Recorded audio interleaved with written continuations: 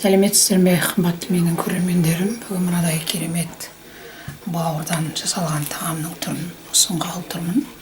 Бұны сіздер жасап жүрсіздер, мен оны білемін. Бірақ менің осы жасаған түрімді де бүгін көріңіздер.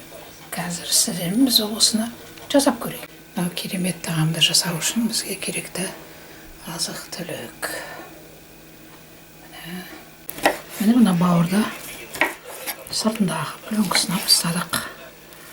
Сөйтіп турап жатырмыз. Бұны жаңағы ет тартқыштан өткіземіз ба, блендерден өткіземіз ба, қазір көреміз. Міне қараңыз, мына құрылғымен, блендердің күшімен майдалап алып жатырмыз. Міне қараңыз. Блендер деген өте жақсы нәрсе. 2 секундта майдалап береді, көп болса 1 минутта. Міне өстіп майдалай беріңіздер. Мына жұмыртқасы, жұмыртқаны езіп, араластырып, тұзын салдық. Енді осыған сүтін құямыз. Ол керемет тағам болады. Енді осы жерде ұнын қосамыз. Бізге бір келкі сұйықтық болу керек қазір.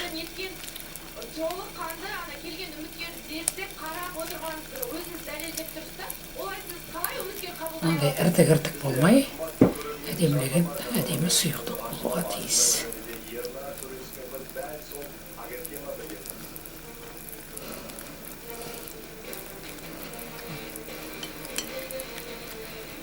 Міне, осы ортада майын да құйып жібереміз.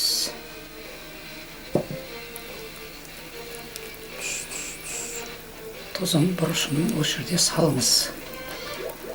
Енді осы ортада мынау жаңағы блендерден өткізген бауырымызға бұның бәрін салуымыз керек.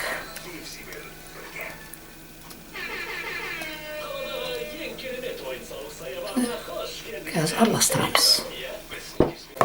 Міне, бәрін араластырып жатырмыз. Тым қою, тым сұйық болмау керек. Бір келкі масса болу керек, әдемі.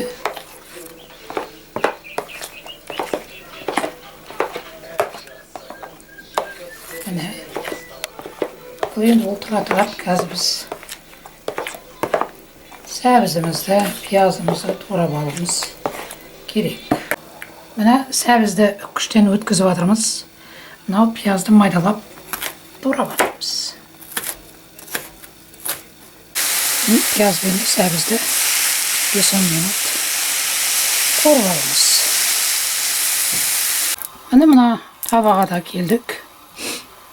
Енді әдемі құймақ пісіргендей етіп пісіру керек.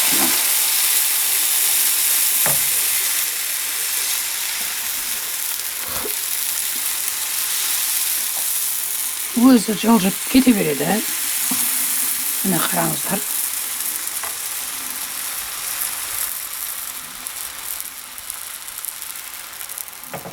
Міне, қазір астын қатты қоймаңыздар. Асты орташа отта тұру керек. Керемет тағам болады ғой бұл.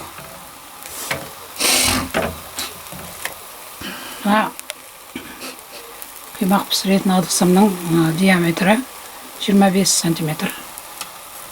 Соған пісіріп жатырмын.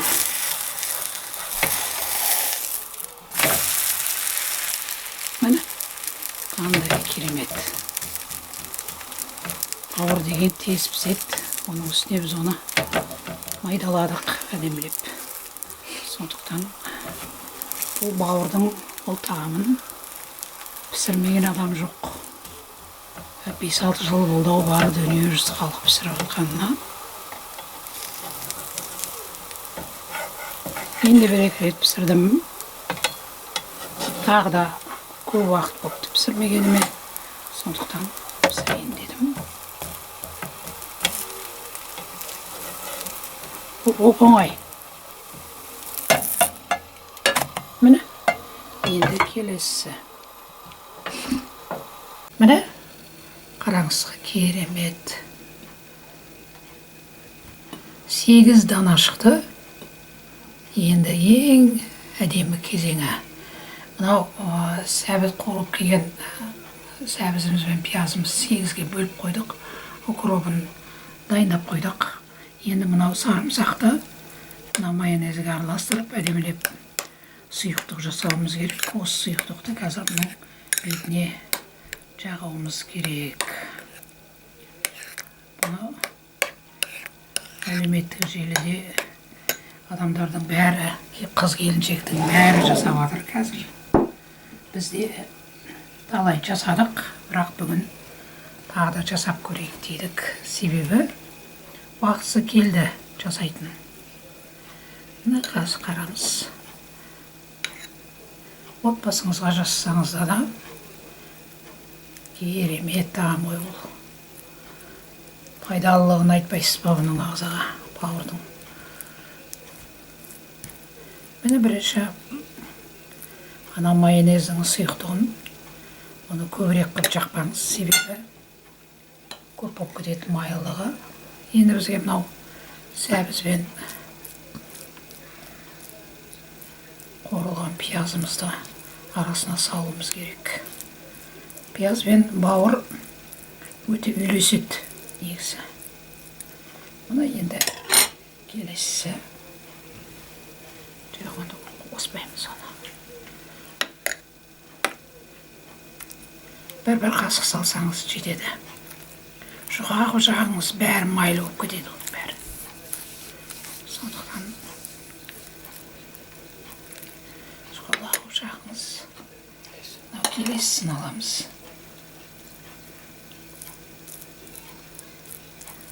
Әсіресе қонақтарға өте күшті, бұны қонаққа қойсаңыз. Турап, керемет кесіп қойсаңыз. Керемет дәмді тағам. Міне осылай кезек жасай беріңіздер. Міне укроппен, көкөністермен әрледік. Бетіне мейіз қойдым. Сіздер не қойсаңыздар өздеріңіз білесіздер. Керемет ағзаға пайдалы бауыр тағамы. Қазір көріңіздер, кесіп көрейік. Бісміллә деп.